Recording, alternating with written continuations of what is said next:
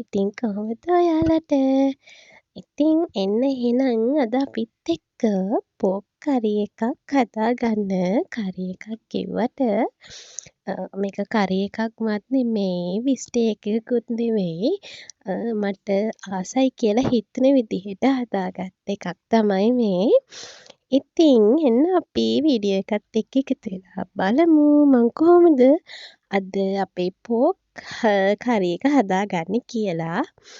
ඉතින් මගේ channel එකට ඔයා තාමත් අලුත් කෙනෙක් නම් ඉතින් එහෙනම් ඉක්මනටම මාව subscribe කරලා bell icon එක click කරලා තියාගන්න කියලා මතක් කරනවා.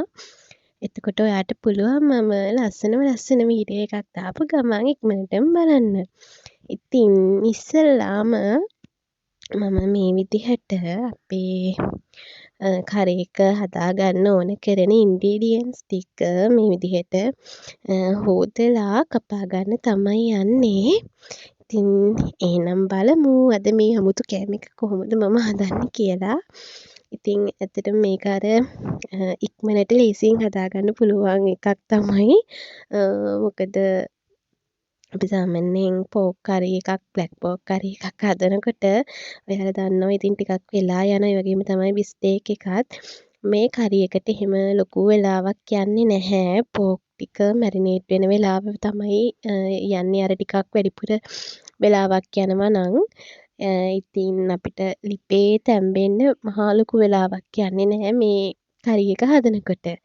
ඉතින් බලමු අපි කොහොමද මම මේ කරි එක හදාගන්නේ කියලා. වීඩියෝ එකත් එක්ක දිගටම එකතු වෙලා ඉන්න. ඉතින් මගේ කටහඬ නම් අද ටිකක් සෙට් වෙන්නේ නැහැ. මොකද මට හොඳටම සනීප නැහැ. හිම්බිරිස්සාව හොඳටම හැදිලා ඉන්නේ. ඒත් ඉතින් ගොඩ දවසකින් වීඩියෝ එකක් ෂෙයා කරන්න බැරි වුණා ඔයාලත් එක්ක. ඉතින් ඒක නිසා කොහොම හරි අමාරුවෙන් හරි මේ වීඩියෝ එක කරනවා කියලා හිතුවා. ඉතින් ඔන්න ඔහොම ලුණු අමු මිරිස් ටික කපාගෙන ඉවර වෙලා මම මේ ඉඟුරු සුදු ලුණු ටිකත් පොඩියට කපාගෙන හොඳට වංගෙඩිය දාලා කොටාගෙන තලා ගන්න තමයි මේ හදන්නේ. මම සාමාන්‍යයෙන් සුදු ලුණු ඉඟුරු වගේ දේවල් වංගෙඩියේ මේ තලා ගන්නකොට මේ විදිහට පොඩි පොඩි කෑලි වලට කපා ගන්නවා. මොකද මේ නැත්තම් අර ගෙඩිය පිටින් තියෙනකොට පොඩ්ඩක් අමාරුයි වන්ට ඒක. ඉතින් ඒක නිසා මේ විදිහට චූටි කෑලි කපාගෙන මම ඉක්මනට මේ ටික චොප් කරගත්තා. ඉතින් ওই විදිහට තමයි ඉඟුරු සුදු ලුණු චොප් කරලා ඉවර වුණාම තියෙන්නේ. ඉතින් මේ විදිහට කරපිංචා ටිකකුත් හොදලා අරගෙන රම්පකොලේකුත් එක්කම හොඳට හොදලා කපා ගන්නවා. ඊට පස්සේ මට හිතුණා අද මේ පෝක් කරි එකට අල ගෙඩියකුත් දාගත්තොත් හොඳයි කියලා. ඉතින් ඒක නිසා අල ගෙඩියකුත් අරගෙන මම මේ විදිහට පොතු ටික අයින් කරගන්නවා. මෙන්න මේ ටූල් එකෙන්. ඒක හරියට වීඩියෝ එකට කැප්චර් වෙලා නැහැ. මේ ටූල් එක හරිම ලේසි. ඔයාලට මම අල ටික මේ විදිහට සුද්ධ කරගෙන ඉවර වුණාම මේ ටූල් එක පොඩ්ඩක් පෙනෙයි බලන්න. එතකොට අර පොතු ටික ඔක්කොම ඒ ටූල් එකෙන් බොටල් එකක් වගේ තියෙන්නේ. බොටල් එක ඇතුළට යනවා. ඉතින් ඒක හරිම ලේසි. එතකොට අපිට අර උඩ පියන ගලවලා අයින් කරන්න තියෙන්නේ. අන්න ඔයාලා දැක්ක නේද? ඒ විදිහට තමයි මේ ටූල් එක තියෙන්නේ. ලොකු ගානකුත් නෑ. මට මතක විදිහට 400 ගානක් වගේ. ඊට පස්සේ මම අල ටික කපා ගත්තේ මෙන්න මේ අපේ කැරට් ග්‍රේට් කරන ග්‍රේටර් එකේ අර යට කොටසෙන් තමයි මේ විදිහට කපා ගත්තේ. ඉතින් ඒක පාවිච්චි කරලා මෙහෙම කපා ගන්නකොට ඇත්තටම හරිම ලස්සනට අපිට ලස්සන හැඩයකට අල ටික කපා ගන්න පුළුවන්. ඉතින් අල විතරක් නෙමෙයි ඔයාලට කැරට් උනත් මේ විදිහට මේකෙන් කපා ගන්න පුළුවන්. ඉතින් ඔහොම තමයි මම අල ටික සුද්ධ කරලා කපා ගත්තේ.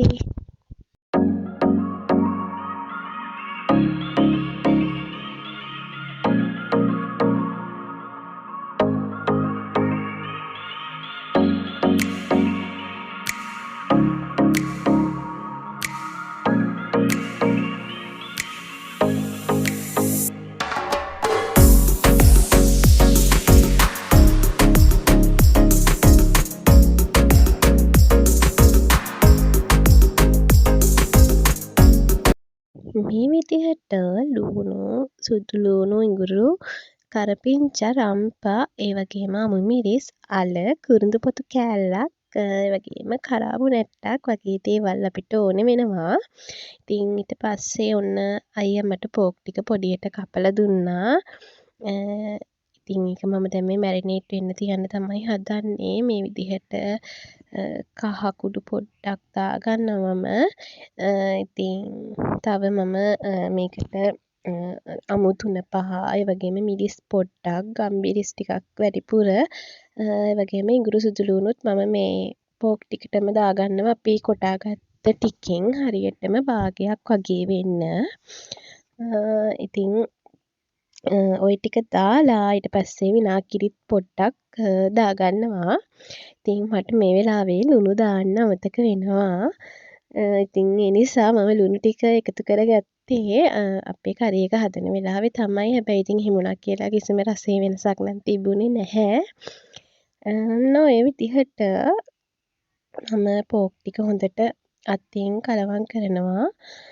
මොකද හැන්දකින් වගේ කලවම් කරාට අර ඔක්කොටම හොඳට මේ මිශ්‍රණය තැවරෙන්නේ නැහැ. ඉතින් ඒක නිසා මම මේ විදිහට අතින්ම කලවම් කරගෙන ඊට පස්සේ මේ පෝක් ටික විනාඩි 30ක් 40ක් වගේ මේ විදිහට පිඟානකින් හොඳට වහලා තිබ්බා. ඉතින් දැන් මේ ඔයාලට පේන්නේ මැරිනේට් වුණාට පස්සේ පෝක් ටික තමයි. දැන් අපි යන්නේ අපේ කරි එක හදාගන්න. ඉතින් මේ විදිහට මම ආස මැටි ඇතුළි එක හදන්න. ඉතින් ඒ නිසා මැටි ඇතුළියක්ම ගත්තා. ඊට පස්සේ මේ විදිහට පොල් තෙල් ටිකක් දාගෙන ඒ ටික රත් වෙනකන් පොඩ්ඩක් ඉන්න ඕනේ. ඊට පස්සේ පොල් තෙල් ටික රත් වුණාම අපි අර ඉතුරු කරගත්ත ඉඟුරු සුදු ලූණු කොටාගත්ත ටිකෙන් ඉතුරු වුණු ඔක්කොම ටික මේ විදිහට රත් වුණ තෙල් එකට දාලා ඒකම කුරුඳු පොත්තුයි කරාබු නැටිත් දානවා. මේ වෙලාවේ මං ගාව එනසාල් තිබුණේ නැහැ. එනසාල් දැම්ම නම් තවත් රසය වැඩි වෙනවා. ඉතින් මේ විදිහට මේ ටික දාලා ඔක්කොම හොඳට රන්වන් පාට වෙනකම් පොඩ්ඩක් කලවම් කරනවා. මේ වෙලාවේ ඇත්තටම මාරම සුවඳක් තියෙන. මං හරිම ආසයි මේ ඉන්ග්‍රීඩියන්ට්ස් මෙහෙම තෙලේ බැදෙනකොට එන සුවඳට. පුදුම සුවඳයි. ඉතින් මේ විදිහට තමයි අපි සුදු ලූණු ඉඟුරු ටික බැදගත්තේ පොඩ්ඩක් තෙලේ. ඊට පස්සේ අපි කපාගත්ත රම්පා, ඒ වගේම කරපිංචා මේ තෙල් එකට එකතු කරනවා. ඉතින් ඒත් එක්කම අපි කපාගත්ත බීලූණු ටිකත් මේ වෙලාවේදී අපි මේ තෙල් එකට එකතු කරනවා. මොකද මේ බීලූණු ටිකත් පොඩ්ඩක් අර රන්වන් පාට වෙන්න පොඩ්ඩක් තෙලේ බැදුනහම මේකේ මේ කරි එකේ රස තව චුට්ටක් වැඩි වෙනවා. ඉතින් ඒ නිසා අපි මේ ඉන්ග්‍රීඩියන්ට්ස් ඔක්කොම ටික දැන් මේකවර එකතු කරලා හොඳට පොඩ්ඩක් කලවම් කරගෙනවා. තෙල් එකේ පොඩ්ඩක් බැදෙන්න ඕනි නිසා. හරි, ඉතින් මේ වෙලාවෙදී මම තව ගම්බිරිස් පොඩ්ඩක් මේ ලූණු කරපිංචා බැදෙන තෙල් එකටම එකතු කරගන්නවා. මං ඉතින් කිව්වනේ මට ලුණු දාන්න අමතක වුණා කියලා. ඉතින් ඒ වෙනුවට මම මේ වෙලාවේ ලුණුත් එකතු කරගන්නවා මේ මිශ්‍රණයටම. ඉතින් ඔය විදිහට තමයි මම මේ දෙක එකතු කරගත්තේ. ඉතින් දැන් අපි පෝක් ටික මැරිනේට් වෙච්ච පෝක් ටික තමයි මේ එකතු කරන්නේ. ඉතින් මම මේ විදිහට අතින්ම තමයි ඒ ටික මේ භාජනයට එකතු කරගන්නේ. ඉතින් පේනවා ඇති ඔයාලට ඒකේ කලර් එක. අපි සාමාන්‍යයෙන් බ්ලැක් පෝක් හදනකොට බ්ලැක් පෝක් එකේ කලර් එක මේ පාට නෙමෙයි. ඉතින් බිස්ටේක් හදනකොටත් මේ වගේ නෙමෙයි බිස්ටේක් එකට එකතු කරන්නේ කහයි ගම්මිරිසුයි විතරයි. මිරිස් 3-5 එකතු කරන්නේ නැහැ. ඉතින් මට මේක අර මං කිව්වනේ ලේසි රෙසිපි එකක් කියලා. ඉතින් මට ඕන වෙච්ච විදිහට මං ආස විදිහට මං ආස කුළුබඩු එකතු කරලා තමයි මම මේක හදාගන්නේ අද.